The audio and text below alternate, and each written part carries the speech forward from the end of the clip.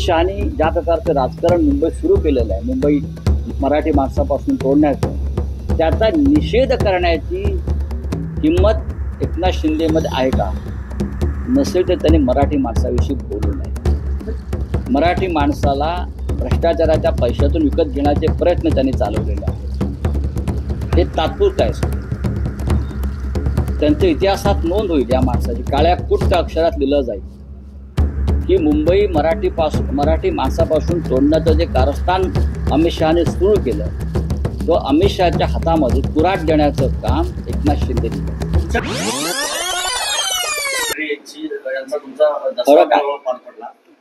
सभा सुरू असताना पाऊस येणं आणि त्या पावसात विचलित न होता नेत्यांनी भाषण करणं हे अनेकदा झालं. माननीय शरद पवार साहेबांचं भाषण फार गाजलं. पण कालचा शिवतीर्थावरचा शिवसेनेचा दसरा मेळावा हा अनेक दृष्टीनं महत्वाचा आणि ऐतिहासिक होता असं मी म्हणतो. मुंबईसह महाराष्ट्रामध्ये तुफान पावसाचं वातावरण नव्हतं, तर पाऊस पडत होता. धो पाऊस पडत होता. पाऊस येणार आहे, पाऊस पडणार आहे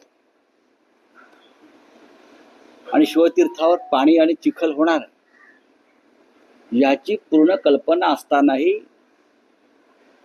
शिवसेना पक्षप्रमुख उद्धव ठाकरे यांनी आमच्याशी चर्चा केली सगळ्यांशी आणि काय करायचं. तेव्हा आम्ही सगळ्यांनी असं ठरवलं की परंपरा जी आहे ती सोडायची नाही. अख्खा मराठवाडा चिखलात आणि पाण्यात आहे.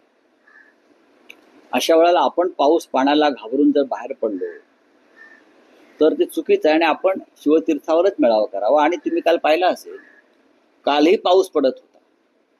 त्या पावसात सभा झाली, मेळावा झाला. त्या पावसामध्ये हजारो शिवसैनिक उपस्थित होते.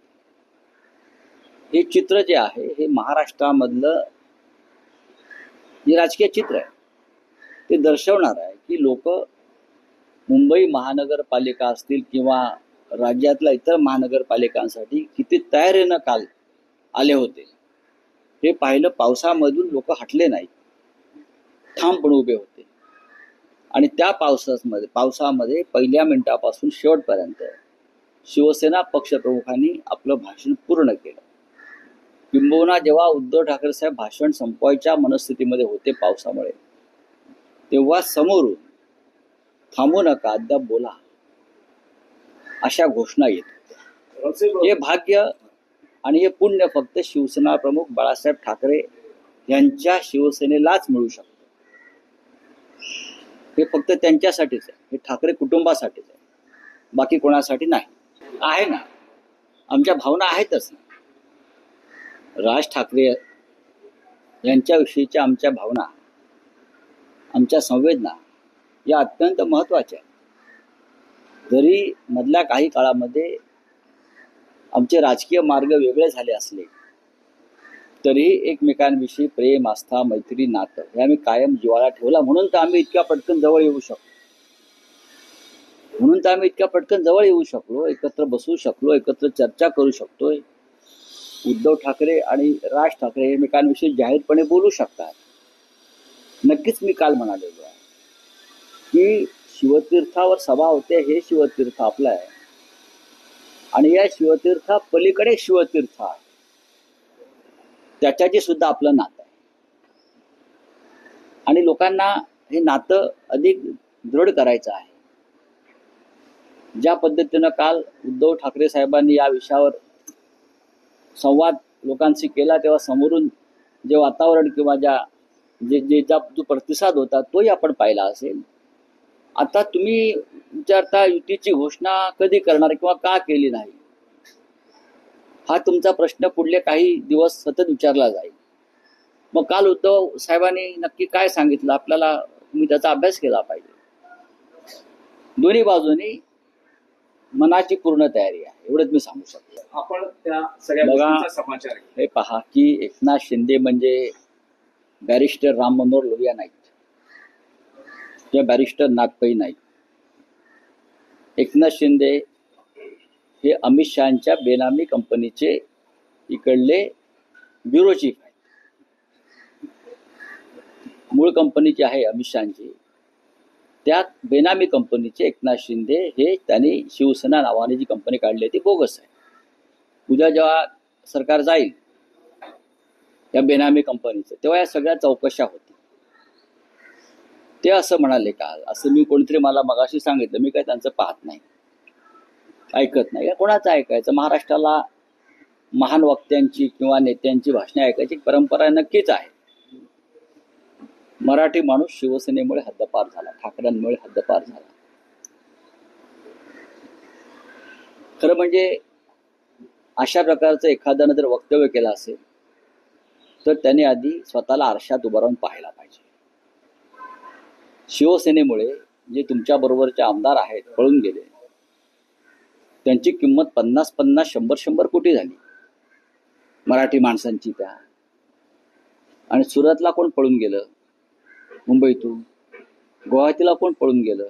पळून गेला तुम्ही. हे पळपुटे आहेत. तेव्हा हे काही बोलायचं, उचलली जीभ लावली टाळ्याला, काही बोलायचं, लिहून दिलेली भाषणं वाचायची. हा,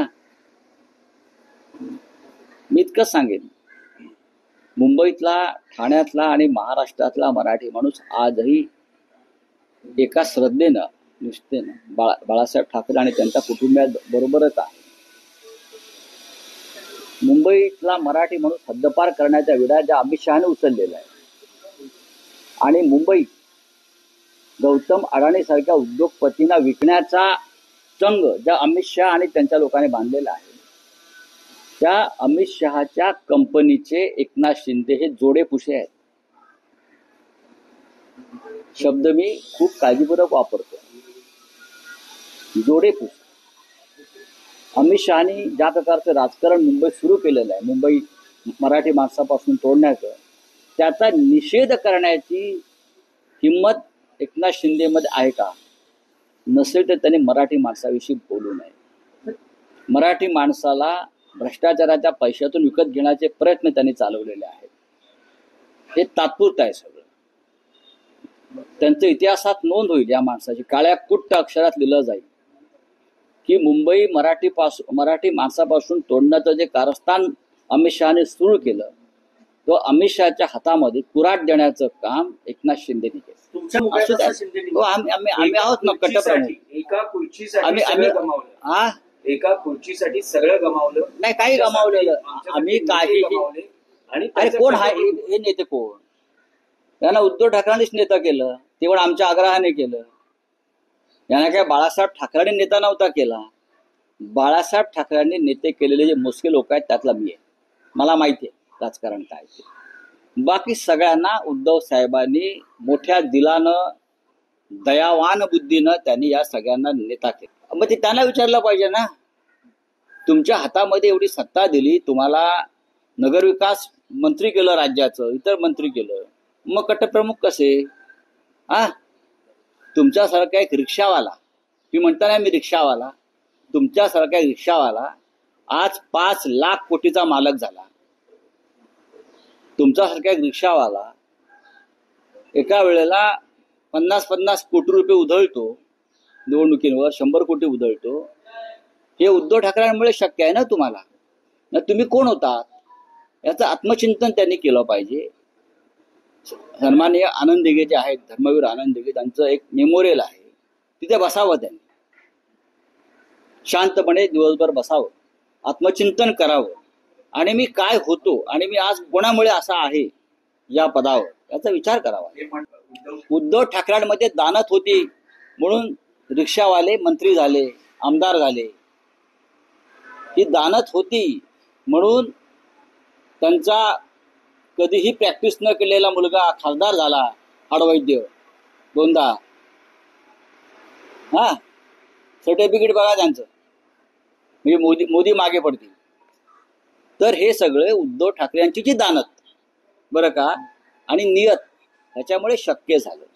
पण हे आता सगळे जे लोक आहेत शिंदे गटाचे, हे पाद्यपूजन करतात अमित शहांच्या पादुकांचं, त्याच्यामुळे त्याचा परिणाम झालेला आहे त्यांच्या मेंदूवर. चला अरे सोडून द्यावं, मी होतो तिकडे, हे नव्हते. बघा, तुम्हाला कळलं पाहिजे, तुम्ही तेव्हा लहान होता. तुम्ही पत्रकारितेमध्ये नव्हता, आम्ही मातोश्रीवरती होतो.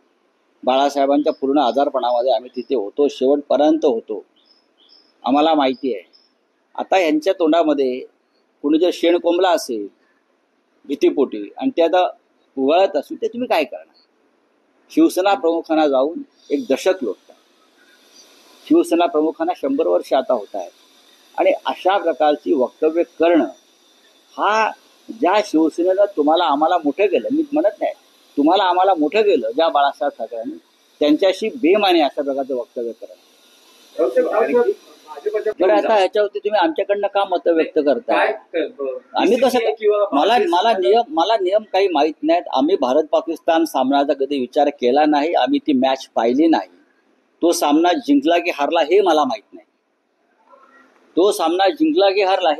नाही.